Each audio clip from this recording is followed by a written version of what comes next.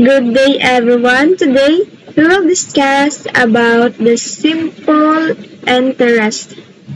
So simple interest is the technique used to calculate the proportion of interest paid on a sum over a set of time period at a set of rate. So in finding the interest, we have the formula here.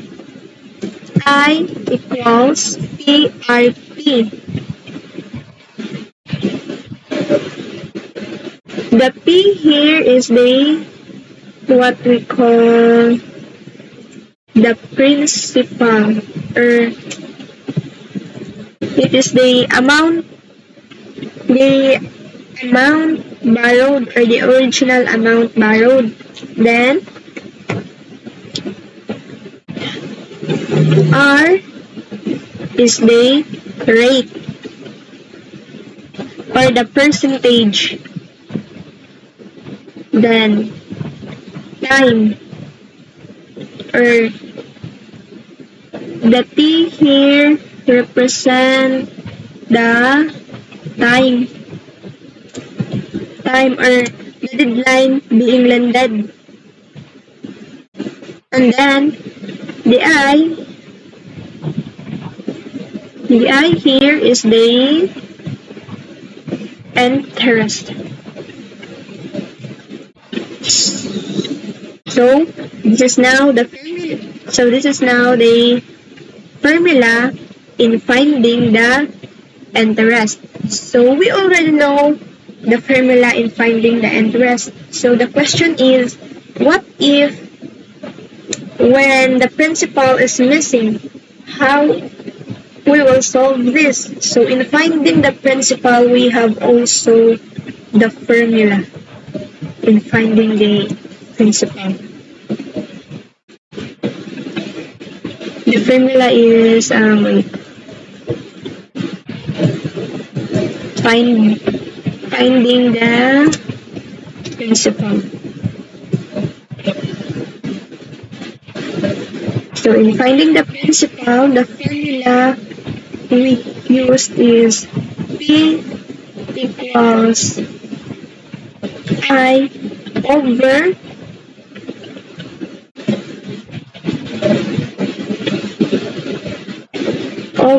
RP. So this is now the formula in finding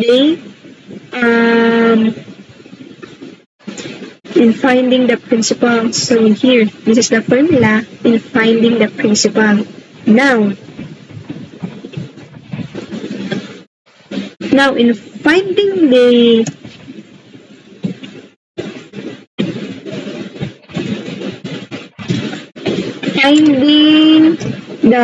rate. So in finding the rate, the formula is R equals I over PT. So this is the formula in finding the rate. So here R equals I over PT.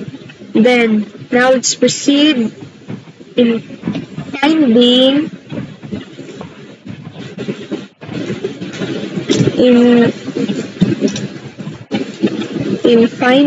the time. So in finding the time, the formula is T equals I over PR. So here, this is the formula in finding the time. The formula in finding the time.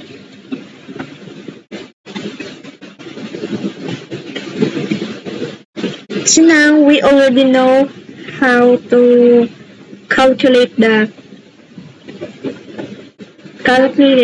interest, the principal, the rate, and the time if they are missing. So now let's solve some problems that may contain um, in finding the interest, principal, rate, and the time.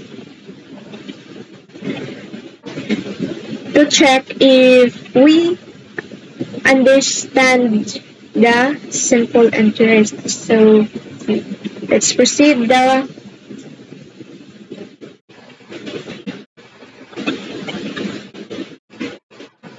Now for problem number one. Problem number one.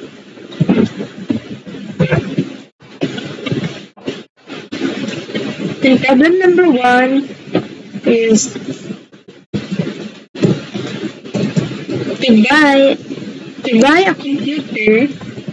to buy a computer, Zoro borrowed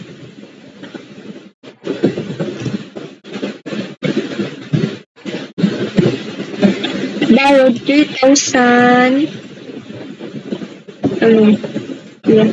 3,000 pesos at 9%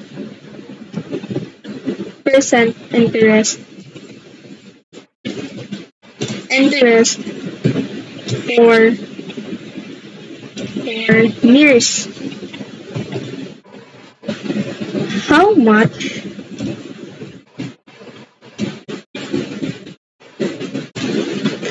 money did he have to pay back?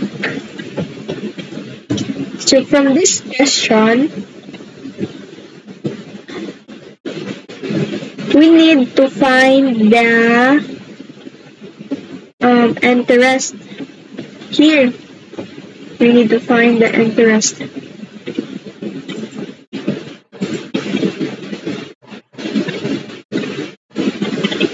So we already know that in finding the interest, the formula is I equals PRT.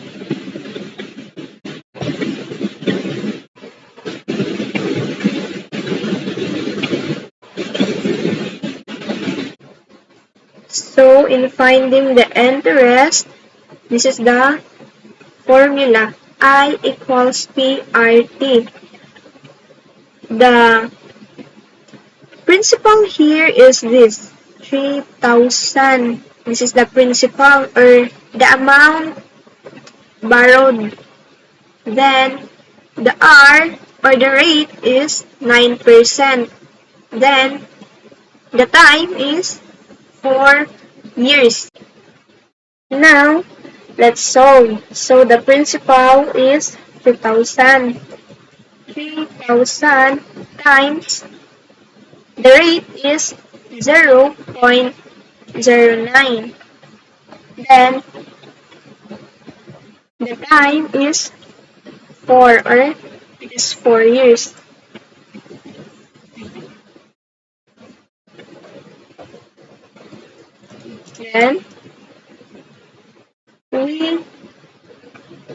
Then we multiply this 3,000 times 0.9 times 4 is equals 1,000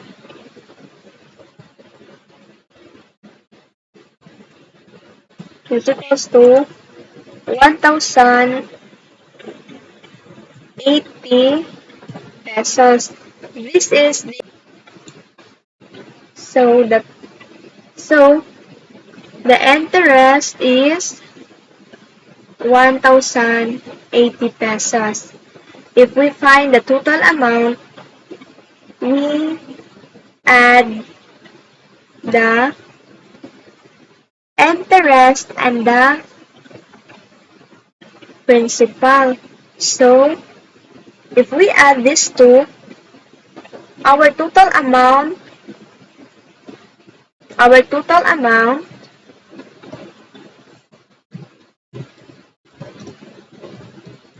our total amount, our total amount equals 3,000 plus 1,080.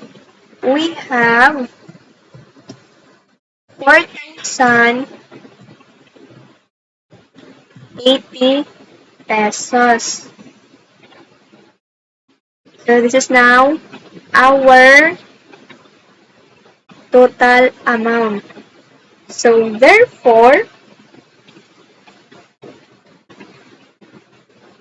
the money that Zoro have to pay back is this 1,080 pesos because this is our interest.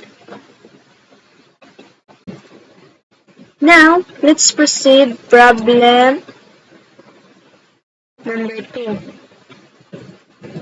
Problem number 2.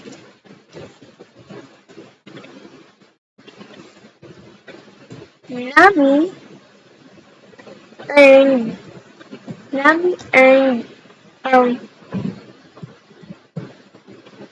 4,800 pesos in interest. The savings account earned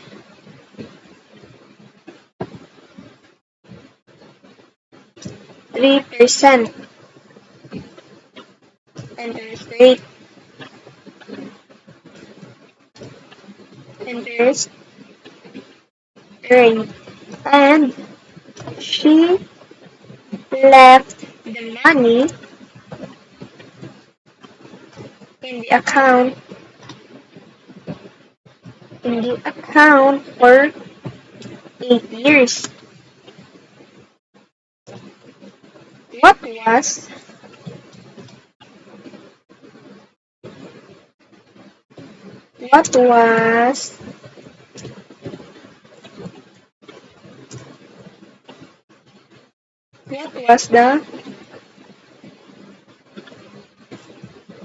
was the principal? So here, from this example, we need to find the principal. So in finding the principal, the formula is P equals I over R. Now, the interest here is this. This is 4,800 pesos, and then the rate is 3% and the time is 8 years. So now, let's solve. Interest is 4,800 over rate is 0.03 times 8 years equals 4,800 over 0.03 times 8 is equals 20,000.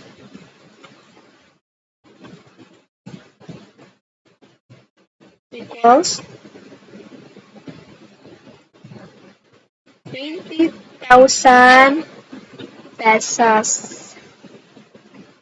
So, this is now our principal, 20,000 pesos. Therefore,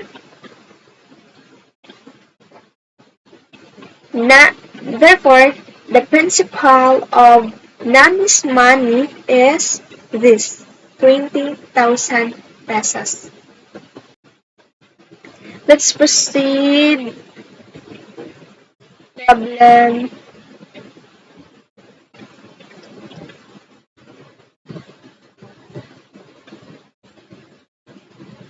Problem 3.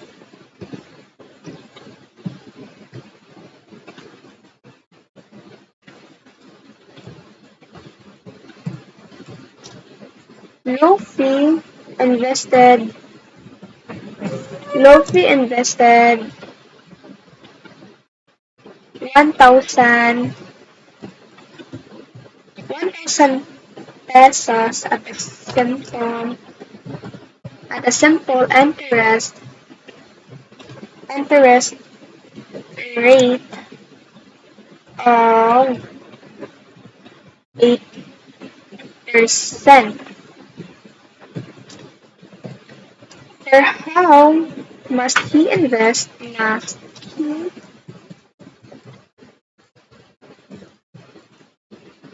invest it in order to earn at least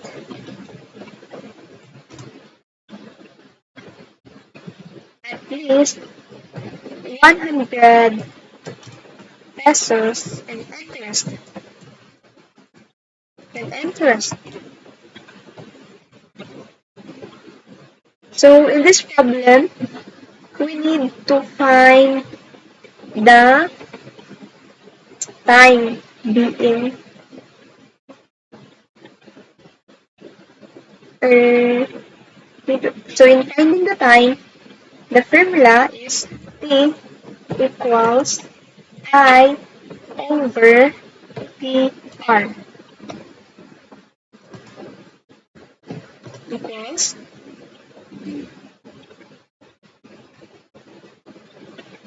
so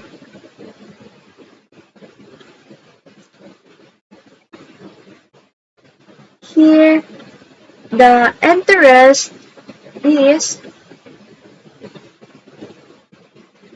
100 pesos. This is the interest. Then the principal is 1,000 pesos and the rate is 8%. Now let's solve. I is 100 or the interest over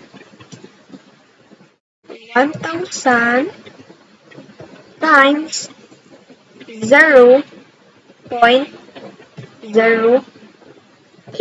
This is the rate equals 100 over 1,000 times 0.8. We have 1.25 years. So this is now our time. 1.25 years, or therefore,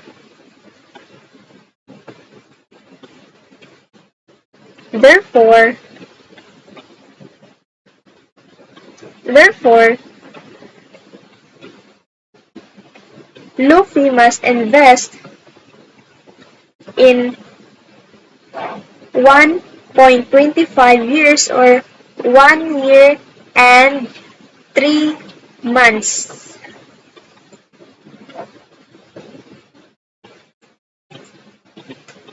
And now let's proceed to our last problem, or problem number 4.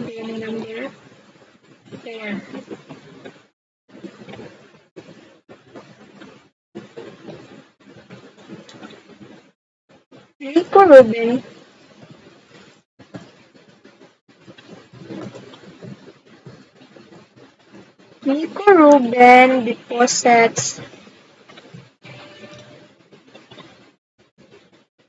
5,400 pesos and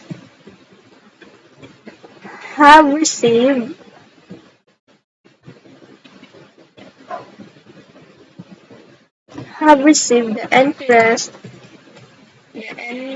the interest amount of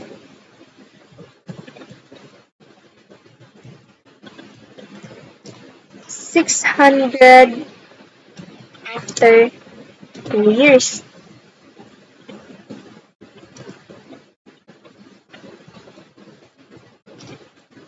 What was the interest rate?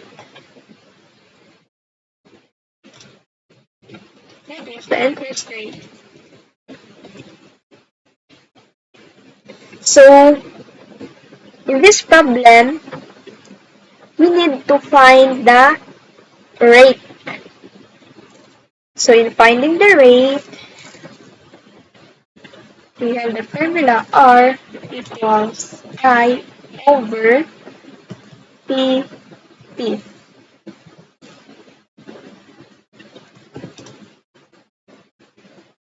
So, the interest here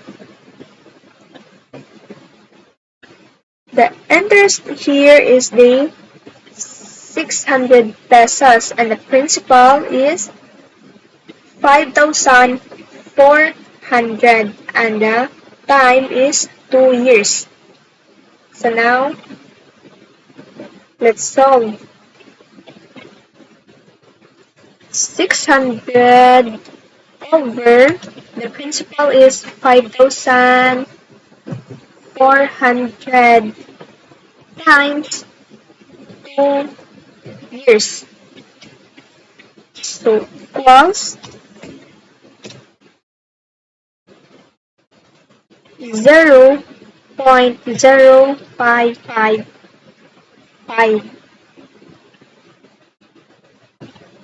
Then in finding, so now this is the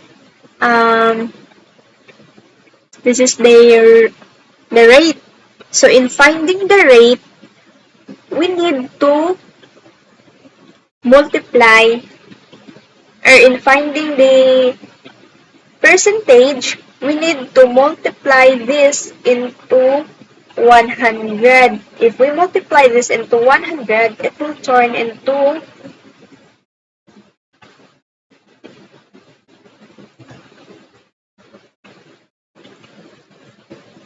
times 100 equals 5.55% because the rate is the percentage. So that's it. This is now our rate.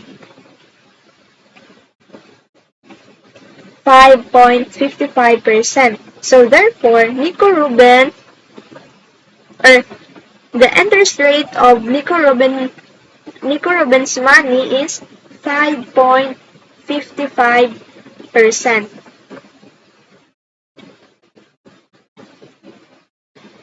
Then, that's all for today.